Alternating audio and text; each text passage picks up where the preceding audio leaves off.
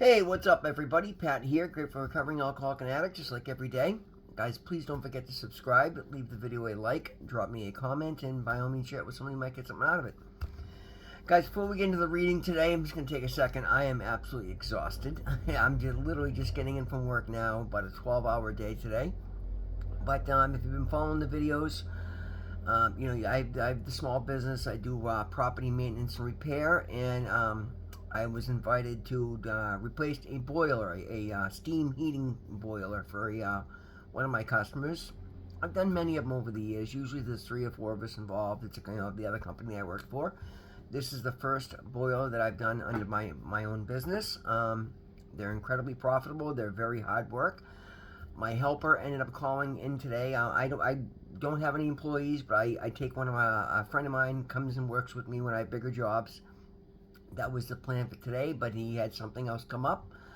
So what I would normally do with the other company I used to work for, 3 or 4 of us would do in a day, I managed to get done myself today. I installed the entire boiler, repiped the plumbing, repiped the steam pipes, the exhaust, wired it the whole 9 yards, got it done, up and running. And guys, boilers are hard work, but they pay really well. I think today is probably one of the highest paid days I've ever had in my life, and this is just the beauty of recovery, guys. This is what happens when we take these spiritual lessons and you apply them to every area of your life. So with that being said, I just wanted to share that, guys, to let you guys know.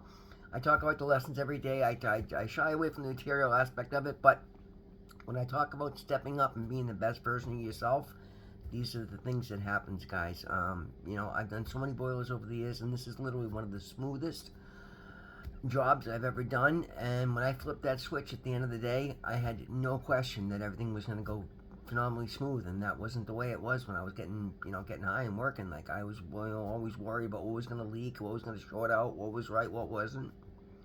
And the quality of my work, my mental clarity today is absolutely shocking, and that's the beauty of sobriety, guys. We're going to talk about a new pattern of living, and that's the reading for today.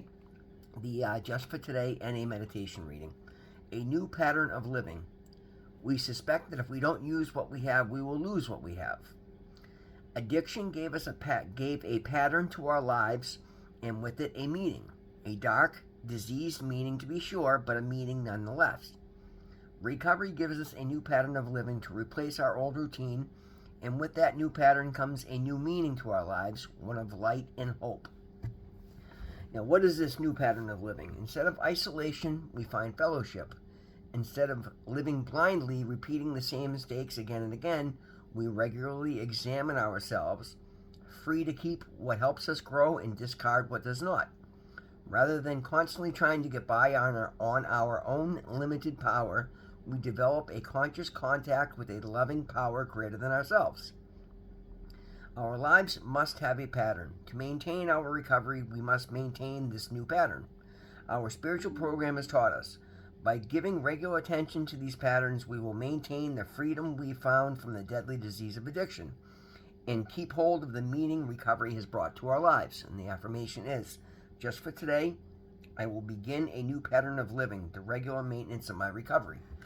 And guys, I mean, it's amazing what we can do, right? I always thought or in the beginning, I shouldn't say always thought. I thought in the beginning that my goal was to be able to get through the day without having to medicate myself, to not have to worry about getting up being dope sick every day and not spending every dime I had on drugs.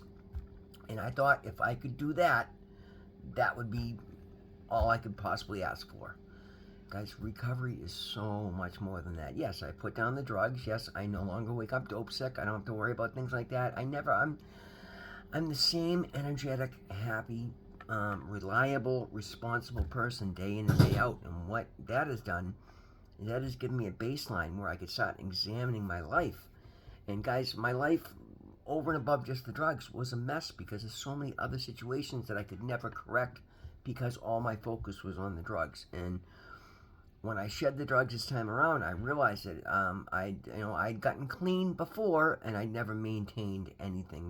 That's the thing, guys. This time around, I said, if I'm going to do this, I'm going to find the solution. I'm going to find the key, and I'm going to do whatever it takes to maintain that. And so far, today is, what is today's date? Today is the 8th, so as of yesterday, I hit 9 months of continuous sobriety outside of any institution, living on my own, and challenging myself this time around to put recovery first. And I really, really have. And guys, it's absolutely amazing. The boiler job that I did today, it's it's the same job I've done a hundred times, but it was so much different. Not only was I capable of doing it all myself, but that included taking all the measurements, getting the stock. I was paying for the stock, so I was very careful because when you get into 2-inch cast iron fittings and things of that nature, they're like $50 a fitting. I didn't want to buy a bunch of stuff I didn't need. I mean, of course, I could return it, but again, it was just a matter of trying to make it go as efficiently as possible, and that's one of my challenges today because I was so inefficient that I just felt like I wasted so much time and energy in my prior life, and I did. It's insane. It's amazing to me what I'm able to get done in a day today because I don't want my whole life to be focused on work. I don't want to come home from work so late and tired that I don't have time to do my video or go to the gym. And today was an exception. It was yesterday and today were long days because it's I'm doing the boiler job and I'm taking it on by myself. And the fact that I was able to do what basically it normally takes 4 guys a full day to do by myself today is shocking. It's beautiful, and I'm proud of what I did today. But not only that, it was a matter of not having to sit there and stress, is this going to go good? I literally had no question in my mind that when I flipped that switch, and guys, I had to run new gas piping all the way over. The old boiler there was oil. I did everything beautifully. I double checked everything as I went. And I knew full well that when I flipped that switch at the end of the day, the thing was going to fire up and have no problem. That's exactly what I found.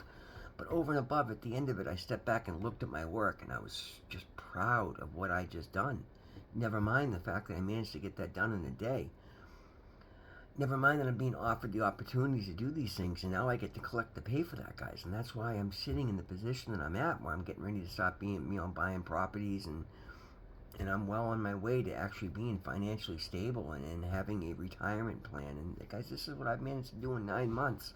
And there's nothing overwhelmingly exceptional about me. It's because I've turned it over to God. There's a lot that's very overwhelmingly exceptional about my higher power, God.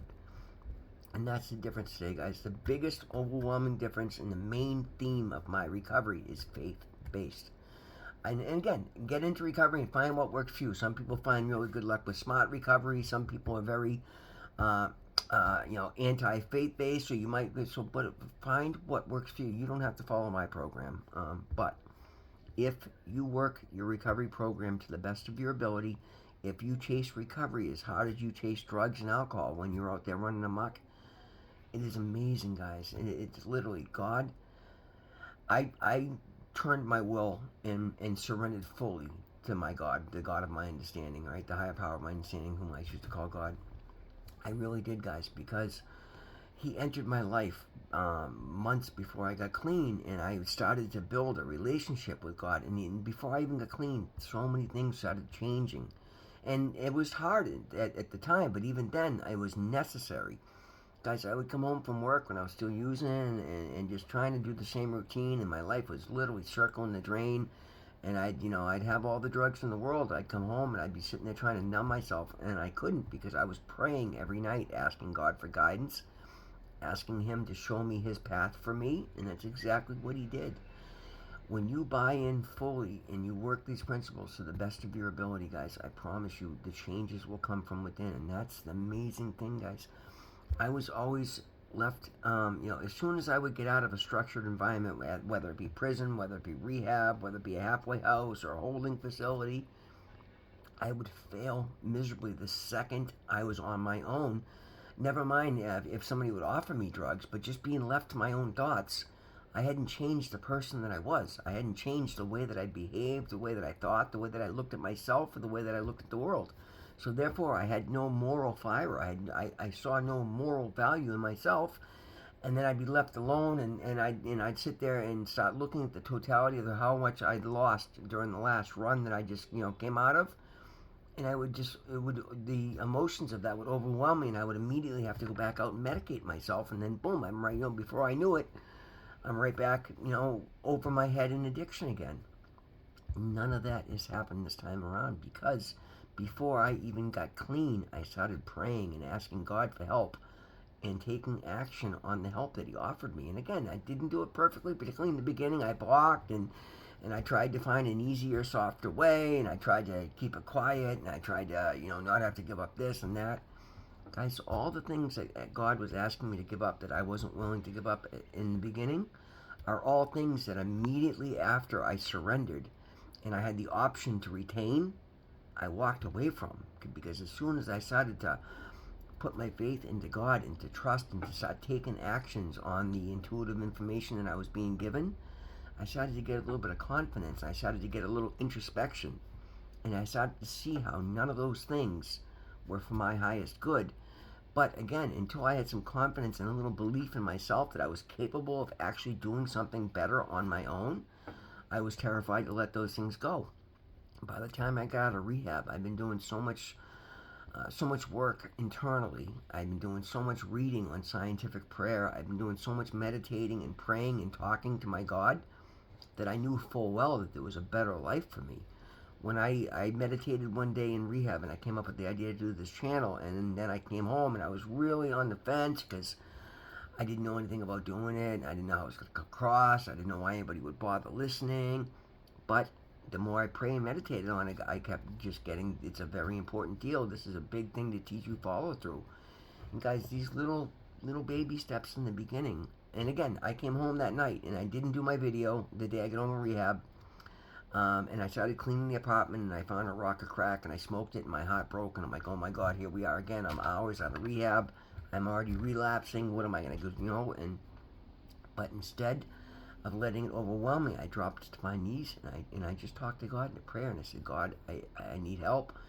I've done everything I've been asked, but the second I'm back, I'm like, I can't do it on my own.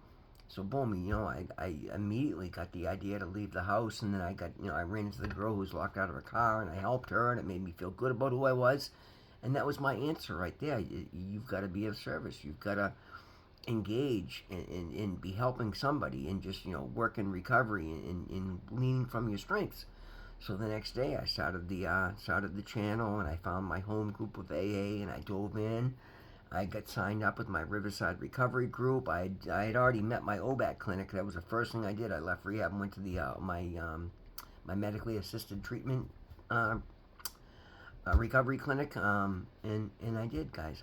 I understood at that point there was hope for me if I dove in. But if I stayed on my own, I had already been shown, boom, that's how quick to fail, because I didn't have the tools in my toolbox at that point to keep myself safe. So I took the leap of faith and I said, okay, I'll go to every appointment. I'll take every suggestion. I will take everything that's offered to me regardless. And I literally, guys, I gave up my job. I didn't matter. Like, the only thing that mattered to me at that point is that I didn't use drugs and I got whatever information and resources. Now, what I didn't understand was the totality of what was going to start changing in my life and in my person and in my mind. But as I engaged, and here's the thing, guys, for once in my life, I got brutally honest.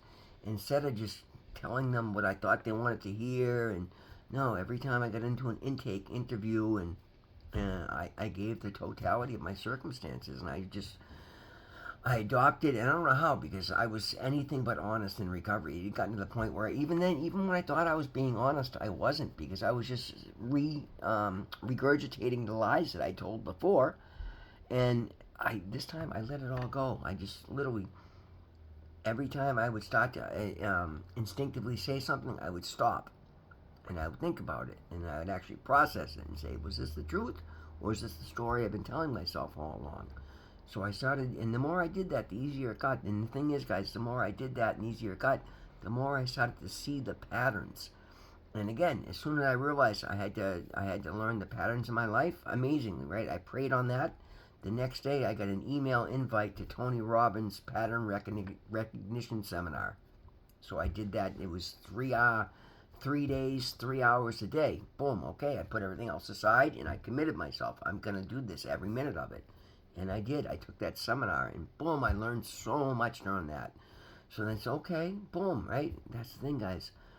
When you adopt a policy of follow through, and then you actually pay attention, like literally just pay attention. If you pray and meditate on these things, the things that you need help with, you'll find if But you've got to pay close attention. There's no coincidences for anything, guys.